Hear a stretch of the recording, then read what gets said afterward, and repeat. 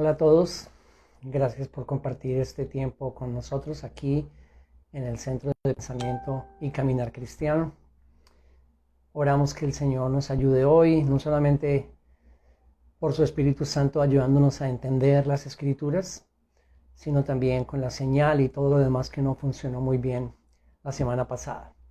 Bien, estamos como todos sabemos en Efesios. Espero que tengan sus Biblias, sus apuntes, todo lo que necesiten. Hemos estado hablando en Efesios 6 de una serie que denominamos Estad Firmes y estamos hablando de las diferentes partes de la armadura. La armadura de Dios, porque es de Él, pero aunque es la armadura de Dios, nos ha sido dada en Cristo. Es nuestra si nosotros estamos en Cristo. Y esa armadura en cada una de sus partes es Cristo mismo. Y esa es la forma en que lo estamos estudiando. Hablamos la semana pasada de dos partes muy importantes de esta armadura. Dijimos que teníamos que ceñirnos con el cinturón de la verdad. Ese cinturón sostiene todas las demás partes de la armadura. Y dijimos que esa verdad es la doctrina, la sana doctrina bíblica, balanceada, escritural. Dijimos que era la doctrina escritural, la doctrina bíblica. Entonces, de ahí la importancia de que nosotros nos ciñamos con la verdad. Hay dos armas o dos partes de la armadura que nos hablan de la palabra de Dios. Esta que es la primera, el cinturón de la verdad, que es la doctrina bíblica balanceada. Y la segunda, que es la espada del Espíritu, que es la palabra de Dios. Esos son dos aspectos, digamos, de la verdad de Dios. Tenemos que ceñirnos. Y yo solo quería mencionar en esta parte que una de las cosas que más escuchamos hoy en día en nuestro contexto es que necesitamos, en nombre del amor, renunciar o negociar la verdad. Pero Cristo nunca hizo eso, ni Pablo tampoco, ni las Escrituras nos animan a hacer eso. No somos llamados bíblicamente a negociar la verdad de Dios y la sana doctrina en nombre del amor o del compañerismo o de la hermandad. Pablo mismo en Efesios, aquí en el libro de Efesios, hablando de relaciones entre cristianos unos y otros, él nos invita a guardar la verdad y a hablar la verdad en amor, eso sí, pero hablar la verdad y defender la verdad. Entonces, ceñirnos con el cinturón. La segunda parte que vimos fue el pectoral de la justicia. Entonces, ese pectoral de la justicia que dijimos que era la justicia de Cristo, no la nuestra. Y no somos llamados a tener un pectoral que está formado con una mezcla de materiales entre la justicia de Cristo y nuestras buenas obras. Este pectoral de la justicia es solamente y exclusivamente la justicia de Cristo y no la nuestra. El plan de Dios, dijimos la ocasión pasada, nunca fue el glorificarnos a nosotros como creyentes o como sus hijos. El plan de Dios siempre fue, ha sido y será el glorificar a Cristo en nosotros. También hablando de la justicia, recordamos lo que Pablo nos dice en Gálatas capítulo 2, versículos 20 y 21. Él dice, con Cristo estoy juntamente crucificado, ya no vivo yo, sino que Cristo vive en mí. Y la vida que ahora vivo, la vivo en la fe del Hijo de Dios, el cual me amó y se entregó a sí mismo por mí. Y el 21 dice, no hago nula la gracia de Dios o no desecho en la Reina Valera la gracia de Dios, porque si la justicia viene por la ley, entonces Cristo murió en vano o Cristo murió innecesariamente. La justicia es la de Cristo y no tiene nada que ver con nuestras buenas obras. Vamos hoy a Efesios capítulo 6, versículo 15 y vamos a ver una parte más de esta armadura. El versículo 15 de Efesios 6 dice, y calzados los pies con el apresto del Evangelio de la paz. Calzados los pies con el apresto del Evangelio de la paz. En primer lugar, como lo hemos hecho con las otras partes de la armadura, Cristo es este Evangelio de la paz. Él es el Evangelio. Evangelio significa buenas nuevas, y así como lo dijo Marcos en su primer capítulo, versículo 1 del Evangelio de Marcos, dice el Evangelio de Cristo, de Jesucristo.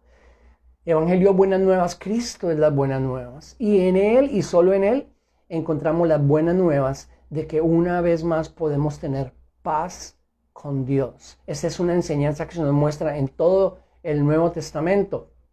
Por ejemplo, Romanos capítulo 5, versículo 1, y quiero que por favor anoten todas esas citas y las miren después. Algunas las leemos aquí, otras no. Romanos capítulo 5, versículo 1, justificados pues por la fe, tenemos paz, ahí está, paz para con Dios por medio de nuestro Señor Jesucristo. Jesucristo es las buenas nuevas y Jesucristo es las buenas nuevas de paz con Dios, que Él, a través de Él, se nos ha dado esta paz con Dios que habíamos perdido. Entonces, Cristo es este calzado que es el apresto del Evangelio de la paz. El calzado era muy importante para los soldados. Y hablando específicamente de esta ilustración o esta analogía que está haciendo Pablo, creemos que la está haciendo del soldado romano y de la vestidura que el soldado romano tenía, ya que lo hemos dicho en otras ocasiones, él estaba preso cuando escribió esta carta y muy posiblemente, según muchísimos historiadores, estaba encadenado a un soldado romano todo el tiempo. El calzado era muy importante, ¿por qué? Porque en muchas ocasiones tenían que caminar grandes distancias y en otras, o en la batalla, por ejemplo, ellos necesitaban no resbalar, necesitaban estar muy firmes. Entonces las sandalias, en este caso, de los soldados romanos, que eran llamados caligae, era llamado el calzado de los soldados romanos, era un calzado que se abrochaba o se amarraba muy firme arriba del tobillo muchas veces, y una característica muy importante es que tenía como unos tacos en la suela, unas puntillas, unos chuzos, como queramos llamarlo, como los zapatos hoy en día de muchos deportistas que tienen esas tacos en la parte de la suela, para que cuando el soldado estuviera enfrentando la lucha no resbalara, sino que estuviera muy firme. ¿Cómo entendemos nosotros ese calzado hablando de nuestro caminar cristiano, de nuestra madurez en el Señor y de la misión que se nos ha mandado cumplir?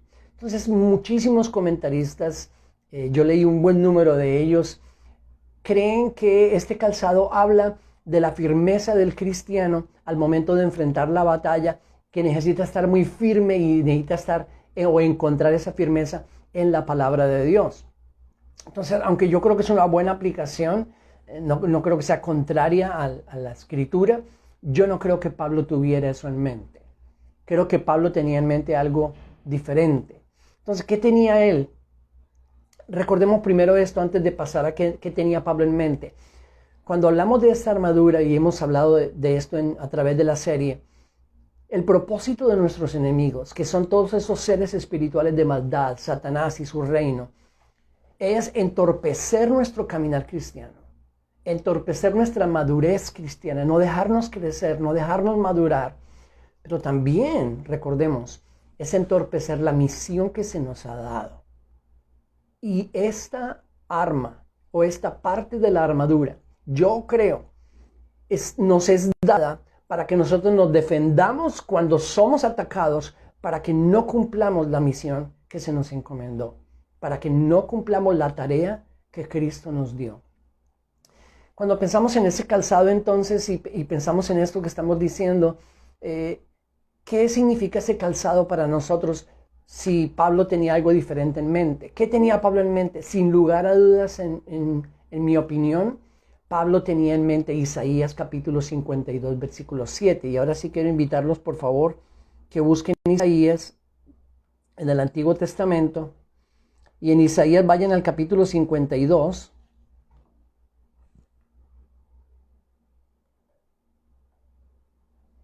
Y miren el versículo 7, que es un versículo bien conocido. Isaías 52, 7. Qué hermosos son sobre los montes los pies del que trae buenas nuevas, del que anuncia la paz, del que trae las buenas nuevas de gozo, del que anuncia la salvación y dice a Sión, tu Dios reina. Déjenme volver a leerlo. Qué hermosos, Isaías 52, 7. Qué hermosos son sobre los montes los pies del que trae buenas nuevas, Evangelio, del que anuncia la paz, buenas nuevas de paz, del que trae las buenas nuevas de gozo, del que anuncia la salvación y dice a Sión, tu Dios reina. Entonces yo creo que Pablo, aquí en Efesios, volvamos a Efesios, en Efesios 6, en el versículo 15, él tenía en mente Isaías 52:7 cuando pensó e hizo esa analogía del calzado. Efesios 6, volvamos por favor. En el versículo 15, calzados los pies con el apresto del Evangelio de la paz. Pablo también usó esta referencia de Isaías 52:7 en Romanos capítulo 10. Y les invito a que después puedan también mirarlo. En Romanos 10, cuando Pablo usa esta referencia de Isaías 52:7, él la usa en el contexto de la proclamación del Evangelio. ¿Cómo escucharán? En ese contexto de proclamar el Evangelio, Pablo usa esta referencia de Isaías. Entonces, si Pablo tenía eso en mente, cuando él nos habla de esta parte de la armadura, él está hablando de nosotros como hijos de Dios, de nosotros, cada uno de nosotros como soldados del ejército de Dios, poniéndonos esta parte de la armadura tan importante como es el calzado, y lo que significa es proclamando el evangelio de paz, que es el evangelio de Jesucristo, que es la tarea que se nos ha encomendado, la única tarea que se nos dio. Si vamos a la tarea que Cristo nos encomendó, si recordamos la gran comisión, Mateo 28, hay una sola tarea que se nos ha encomendado y es la proclamación de este evangelio de paz a todas las naciones. Esa es la tarea de la iglesia, la misión que se nos ha encomendado. Entonces, una vez más, ese calzado significa, según el versículo 15, calzados los pies con el apresto del evangelio de la paz. Ahora, cuando pensamos en esta proclamación del evangelio como ese calzado o el apresto del calzado del evangelio de la paz, se nos puede hacer daño por parte del enemigo si nosotros no tenemos esta parte de la armadura. Oh, por supuesto que sí. Por supuesto que se nos hace daño. Yo no sé en su tiempo, pero en mi tiempo, sobre todo, tal vez las cosas han cambiado. Cuando estudiábamos, si se nos ponía una tarea y uno se presentaba al día siguiente delante del maestro o del profesor y uno le decía, no, yo no hice la tarea porque no quise o no tuve tiempo o cualquier razón. ¿Cierto que no lo premiaban a uno? El maestro no le decía, muy bien hecho. Uno recibía una reprimenda, uno recibía una mala calificación, una mala nota. Entonces, ¿de dónde sacamos nosotros como creyentes que si no hacemos la tarea que se nos encomendó, simplemente no va a importar? ¿Va a ser igual para el Señor si nosotros no cumplimos la tarea que se nos dio? ¿Vamos a presentarnos delante de Él y vamos a ser premiados por no hacerlo? ¿Por no hacer la única misión que Él nos dio, la única tarea? Por supuesto que cuando el enemigo entorpece en cada uno de nosotros el que cumplamos esta tarea, nos hace mucho daño.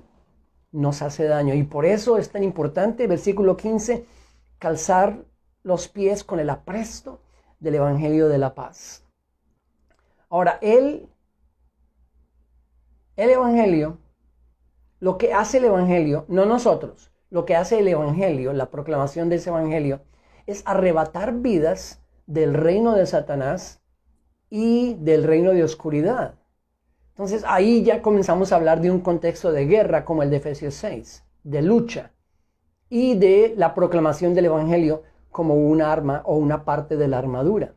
Cuando proclamamos el evangelio, cuando la iglesia cumple con su responsabilidad de proclamar el evangelio, vidas son arrebatadas por Dios, no por nosotros, por Dios, son arrebatadas del reino de Satanás y del reino de oscuridad.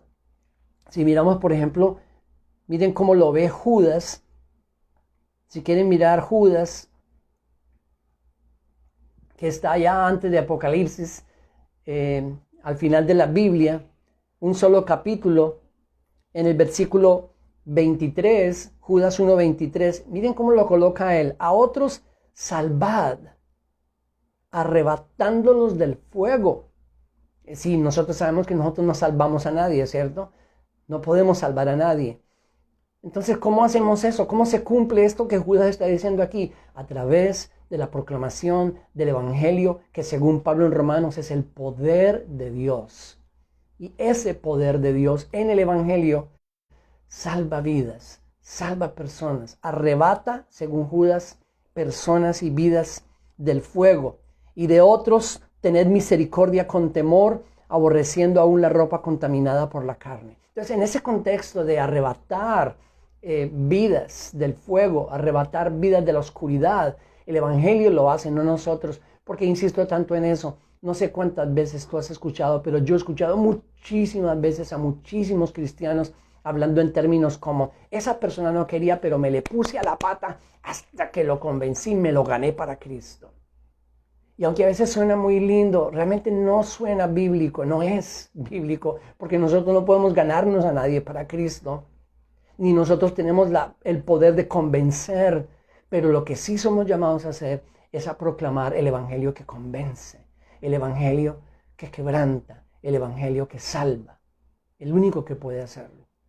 Pero nosotros somos llamados a proclamarlo. Y cuando hacemos eso, arrebatamos vidas del fuego y del reino de Satanás. Cuando nosotros estamos armados o estamos con la armadura puesta y tenemos ese calzado proclamando el Evangelio, estamos arrebatando vidas del reino de oscuridad y le estamos haciendo mucho daño al reino del enemigo. Cristo mismo, cuando él habló de la proclamación de ese Evangelio, él lo colocó en el contexto de conflicto.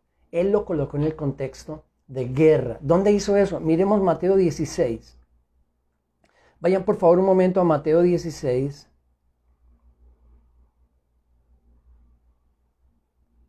Y también es muy conocido este pasaje, lo que Cristo le dijo a Pedro, y yo creo no solamente a Pedro, sino a todos los discípulos. Pero ahí en Mateo 16,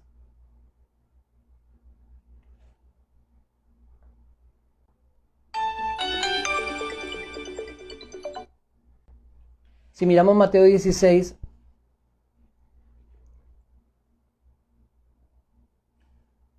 la declaración de Pedro, entonces miren por ejemplo el versículo 15, él les dijo, ¿y vosotros quién decís que soy yo? Mateo 16, 15.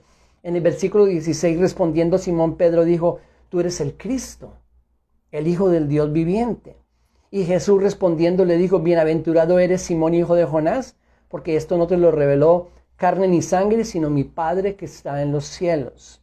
Yo también te digo que tú eres Pedro, y sobre esta roca edificaré mi iglesia. Y escuchen esto, las puertas del Hades no prevalecerán contra ella. Y en este contexto de esta iglesia proclamando el Evangelio, y entendiéndolo así con el contexto del Nuevo Testamento, estamos viendo una iglesia a la ofensiva. Porque las puertas del Hades no pueden prevalecer contra la iglesia.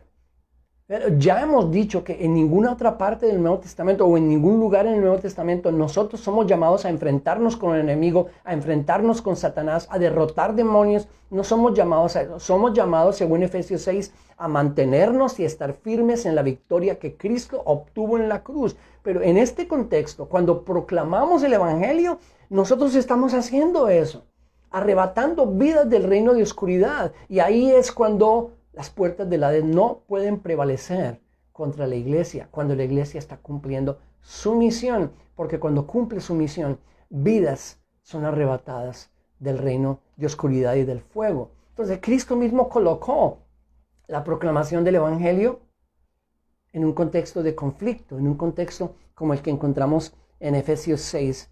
Por favor, volvamos a Efesios.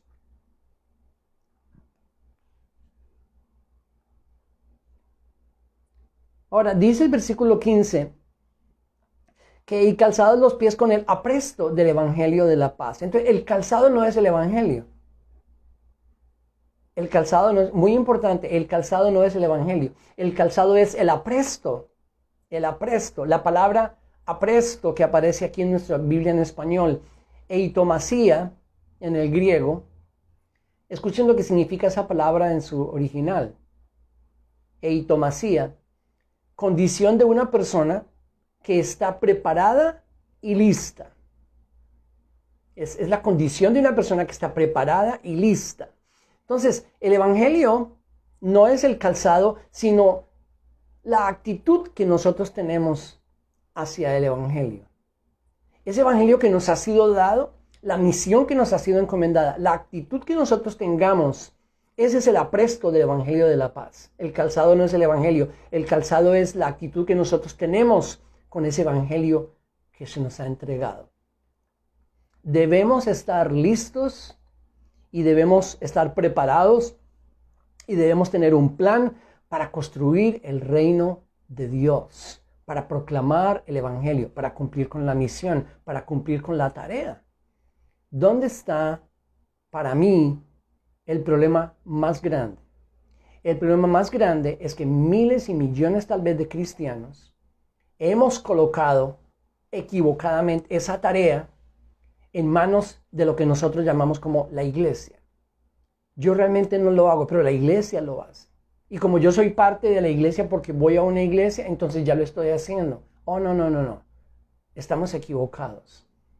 Esa misión se nos entregó a cada uno de nosotros como discípulos del Señor. Si tú eres un hijo de Dios, si tú estás en Cristo, si tú y yo somos parte de este ejército, cada uno de nosotros somos llamados a cumplir con la proclamación del Evangelio. Nunca vamos a poder presentarnos delante del Señor a responder por nuestra tarea y decir, bueno, yo realmente no lo hice, pero yo creo que la iglesia a la que yo pertenecía lo hizo. Cada uno de nosotros tiene un llamado a hacerlo. Entonces, pongámoslo de esta manera. Si nosotros cada año, por decirlo de alguna forma, no tenemos una buena actitud, no tenemos una preparación, es decir, conocer el Evangelio, y no tenemos un plan de cómo vamos a proclamarlo, nosotros no estamos construyendo el reino de Dios. Y yo sé, esto tiene mucho que ver con misiones, con lo que nosotros conocemos como misiones, y muchas veces se ha dicho en el área de misiones, que en misiones unos van, otros oran y otros dan finanzas. Y mi respuesta a eso es no, equivocación. Ese no es el llamado bíblico. En misiones unos no van y otros oran y otros dan. En la misión bíblica todos vamos, todos oramos y todos damos. Porque todos somos llamados a ser misioneros. Todos somos misioneros. Bueno, unos van a China, otros van a Rusia, otros van a grupos indígenas, grupos étnicos, otros van a sus familias, otros van a sus barrios, otros van a sus contextos, otros van a sus ciudades. Donde sea que Dios nos quiera, tenemos que cumplir con esta misión. Entonces, solo para reiterarlo, si tú y yo primero no estamos preparados, porque esa palabra apresto, esa palabra eitomasia o eitomasía, habla de estar preparados y poder proclamar ese evangelio cuando ya lo conocemos. 1, conocerlo, conocer el evangelio. 2, tener un plan, una buena actitud y un plan de cómo voy a proclamar yo ese evangelio cada año. ¿Tenemos un plan para un plan de cómo vamos a cumplir nuestra misión? Una vez más, yo no estoy pensando en tu comunidad o en tu congregación, estoy pensando en ti y en mí, en cómo lo vamos a hacer. ¿Cómo somos atacados? Entonces, si es parte de la armadura, es porque somos atacados en esa área. ¿Cómo somos atacados en ese aspecto del calzado que es el apresto del Evangelio de la paz? Un objetivo claro del enemigo es confundirnos, entorpecernos, para que nosotros no cumplamos la tarea que se nos ha encomendado. ¿Cuáles son algunas mentiras entonces que se nos dice para tratar de entorpecer el cumplimiento de la misión que Dios nos dio? Una de las mentiras, la labor no es para cada uno, no es para individuos, es para la institución que se llama la iglesia. Entonces la iglesia lo está haciendo. Yo ayudo, sí, yo doy, por ejemplo, a veces a la iglesia para que el dinero que yo doy sea usado para que la iglesia proclame el evangelio, pero eso no es un llamado personal, es un llamado a la institución. Esa es la primera mentira. Porque repito, cuando seamos llamados a a responder por la tarea que se nos encomendó. Yo no voy a poder llamar a nadie más. Yo soy responsable delante del Señor por la labor que se me dio. La pregunta una vez más, ¿estamos preparándonos? ¿Estamos colocándonos los zapatos del apresto del Evangelio? ¿Qué significa ponerse los zapatos del apresto del Evangelio? Conocer el Evangelio, esforzarnos, trabajar, ser consistentes en aprender, en crecer en el conocimiento de Dios, conocer el Evangelio y el tener una actitud de yo tengo que cumplirlo, voy a proclamarlo, tener un plan para proclamarlo.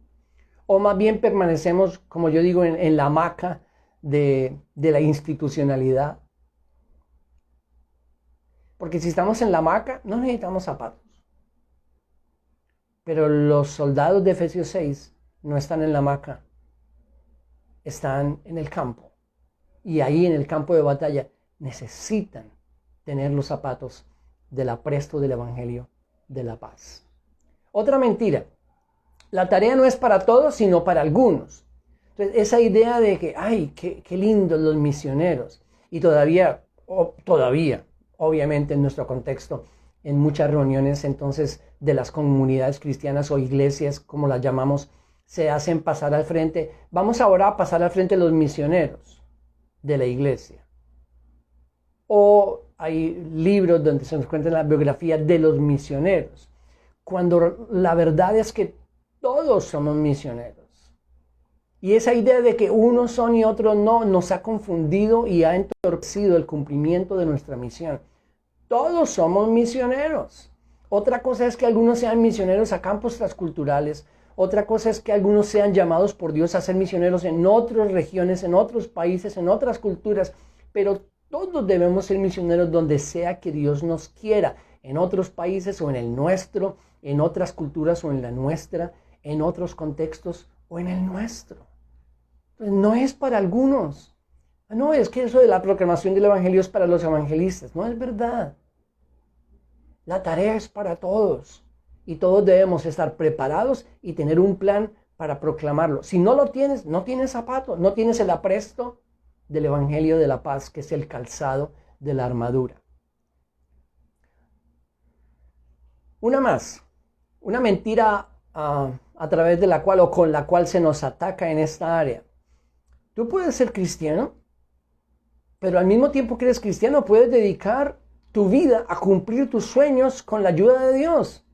Ese es un evangelio, entre comillas, porque no es el evangelio muy moderno hoy en día. Tú puedes ser cristiano, tú puedes ser hijo de Dios y puedes simplemente dedicarte a vivir para ti mismo con la ayuda de Dios y dedicar tu vida entera a cumplir tus sueños y tus metas y lo que siempre deseaste. Eso suena muy lindo, eso suena muy bien, eso suena muy religioso, pero no es bíblico para nada. Es contrario a la enseñanza de la Biblia, contrario a la enseñanza de Cristo en el Nuevo Testamento, porque Cristo dijo, el que gane su vida, la perderá. Y muchos están perdiendo su vida en el nombre de Cristo y de la cristiandad. Esa es una mentira muy creída por muchos. Somos cristianos y ahora sí podemos vivir la vida que siempre quisimos, porque ahora como tenemos a Dios de nuestro lado. No es verdad y es una mentira que muchos creen. Somos llamados a vivir no para nosotros mismos, sino para el Señor y para sus propósitos.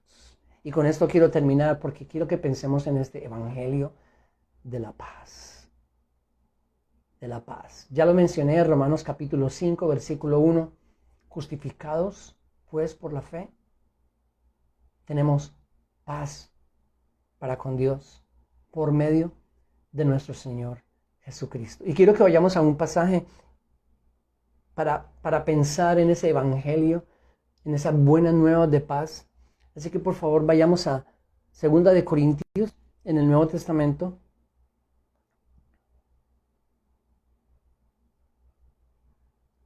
Y vayan al capítulo 5, por favor.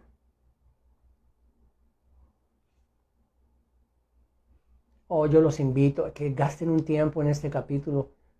Gasten un tiempito meditando en lo que dice aquí, meditando en este mensaje y y uniéndolo con todo este contexto del apresto del Evangelio de la Paz. Porque miren lo que Pablo dice en 2 Corintios 5, versículo 14, que es lo primero. Hay muchas cosas que yo quisiera compartir de acá, pero solo algunas para terminar. Versículo 14, el amor de Cristo nos constriñe, dice la versión del 60 de la Reina Valera. El amor de Cristo nos apremia, dice la versión de las Américas. El amor de Cristo nos unejo, es la palabra en el original. Es una palabra bien interesante y bien linda porque sí, significa esto que dice acá, significa constreñir o apremiar, pero también significa apresar, hacer cautivo, cautivar. El amor de Cristo nos cautiva, el amor de Cristo nos hizo presos, diría una buena traducción. El amor de Cristo nos hace presos de Él.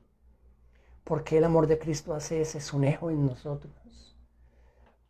Porque miren lo que Él hizo por nosotros.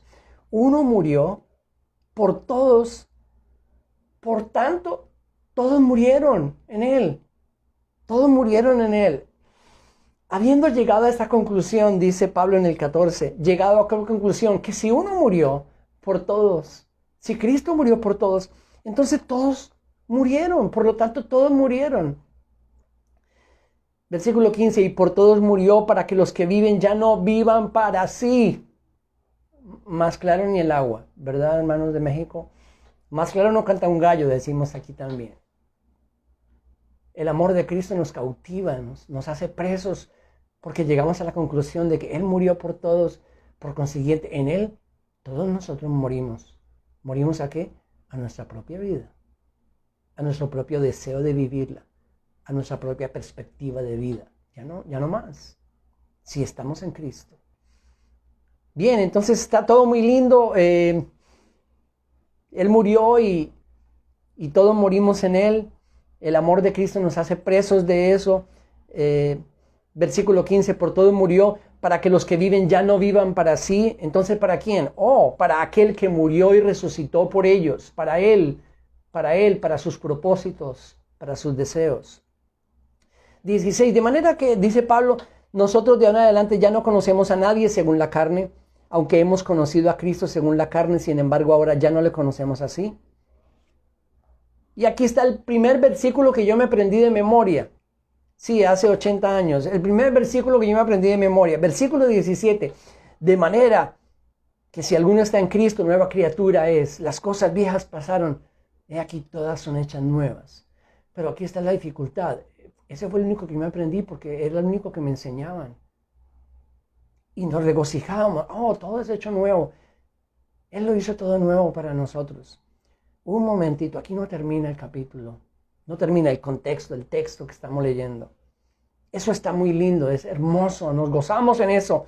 Pero el 18 dice, y todo esto procede de Dios, no de nosotros. No una decisión que yo tomé, no fue que yo encontré al Señor, el Señor me encontró. Yo no lo estaba buscando, tú tampoco. Nadie lo estaba buscando. Sin Él, sin su gracia, jamás lo hubiésemos buscado. Jamás hubiésemos caminado con Él. Todo esto procede de Dios, quien nos reconcilió consigo mismo por medio de Cristo. Hermano, ni siquiera podemos comprender lo que esto realmente significa. Dios nos reconcilió con Él mismo, porque si Él no lo hubiera hecho, jamás hubiésemos tenido alguna forma de reconciliarnos con Él. Él nos reconcilió con Él mismo en Cristo. Y ahora tenemos paz para con Dios, somos llamados hijos, hemos sido adoptados, todo lo que dice Efesios 1. Eso es absolutamente maravilloso, más allá de lo que podemos nosotros siquiera imaginar. Pero escuchen, porque no ha terminado. Y nos dio el ministerio, el servicio, la tarea de la reconciliación. A saber, versículo 19, que Dios estaba en Cristo reconciliando al mundo consigo mismo, no tomando en cuenta a los hombres sus transgresiones, y nos ha encomendado a nosotros la palabra de la reconciliación. En Él, en Cristo, no es posible gozarnos en que hemos sido reconciliados y quedarnos así, sin importarnos lo que está pasando con aquellos que no han sido reconciliados, porque nosotros tenemos el evangelio de reconciliación. Ojo, el evangelio de reconciliación, no de juicio, no de crítica, no de condenación. El evangelio no es de condenación, el evangelio es de reconciliación. Ese es el evangelio que hemos sido llamados a proclamar. Tristemente, que a veces yo no lo escucho. Escucho gente predicando el evangelio de condenación, de juicio, y no de reconciliación. Pero Dios estaba en Cristo reconciliando al mundo consigo mismo. Y nos encomendó a nosotros esa palabra. Así que, versículo 20, somos embajadores, representantes. No solamente nos reconcilió, no solo nos perdonó todas las transgresiones en Cristo, no solamente nos adoptó y nos hizo suyos, no solamente tenemos paz para con Dios, sino que nos hizo sus representantes para otros que necesitan ser reconciliados. Ese es el apresto del Evangelio de la paz. Esa es esta parte de la armadura. Y lo que sigue es, lo dejo pensando en eso. Es como si Dios, dice Pablo, rogara. ¿Cómo? No mandara, no juzgara, no condenara. No, rogara por medio de nosotros. En nombre de Cristo os rogamos, reconcíliense con Dios. Esos son los zapatos. Esas son las sandalias. Ese es el apresto del evangelio que Dios nos ha llamado a proclamar. Un evangelio que ruega, que no que juzga, sino que ruega. Un evangelio que no ofende, ni agrede, ni forza, sino que ruega. Reconcíliense con Dios a aquellos que no han sido reconciliados. Entonces no podemos pretender que tenemos la armadura de Dios sin tener el calzado. No podemos pretender que tenemos ese apresto del evangelio de la paz si no estamos preparados, conociendo el evangelio y tenemos un plan para proclamarlo. Entonces tendremos esa parte de la armadura y no estaremos expuestos. Gracias por estar aquí. Yo podría seguir aquí toda la noche hablando de 2 Corintios 5. Gracias por el tiempo. Cuídense, por favor. Y la próxima semana, no la próxima semana, esta semana, hoy es martes, no vamos a estar el jueves en este Facebook Live, sino el día viernes. Así que por favor, déjenlo saber. De pronto algunos no están acá. Si pueden, inviten a otros. No el jueves, sino el viernes. El viernes acá vamos a estar.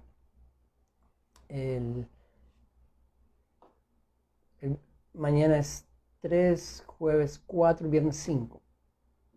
Viernes 5 a las 8 de la noche los espero para que continuemos con la armadura. Un abrazo grande, bendiciones.